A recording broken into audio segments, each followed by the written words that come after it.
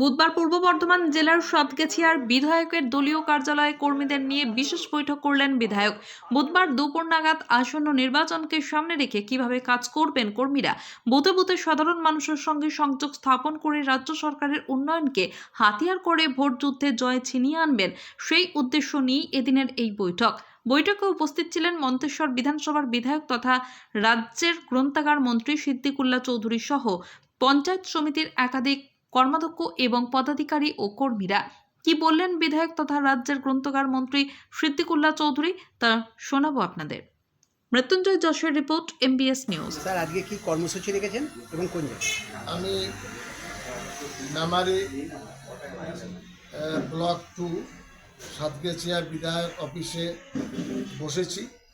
বেলা 11টার দিকে কাঠালিয়া সাতগাছিয়া 1 251 বুথ কর্মীদের নিয়ে বসেছিলাম, যেখানে প্রায় 200-250 পুরুষ মহিলা উপস্থিত ছিলেন। সরকারি যে সমস্ত পরিষেবা তারা পাচ্ছেন কিনা, বিশেষভাবে যুবকদের ভাতা, তারপরে লক্ষ্মীর ভাণ্ডারে যে অতিরিক্ত অর্থ, কৃষকদের ভর্তুকি, এগুলো মানুষের মনে দাগ কেটেছে। আর নির্বাচন যেহেতু আসন্ন, কর্মীরা যেন নিজ নিজ বুথে এলাকায় কাজ করেন, সেই আদান প্রদান আলোচনা তাদের সামনে হয়েছে। কিছু অভিযোগ তারা করেছে, আমি বিডিও, SDO বা DM এর কাছ থেকে সেটা জেনে বুঝে তাদেরকে উত্তর দেব। এখন নামারি 2 নম্বর ব্লক, যাদের দ্বারা পরিচালিত 2021 সালে যারা নির্বাচন করেছে, 23 সালে যারা পঞ্চায়েত করেছে, 24 সালে পার্লামেন্ট নির্বাচন করেছে, সেই সমস্ত কর্মীদের নিয়ে বসেছি।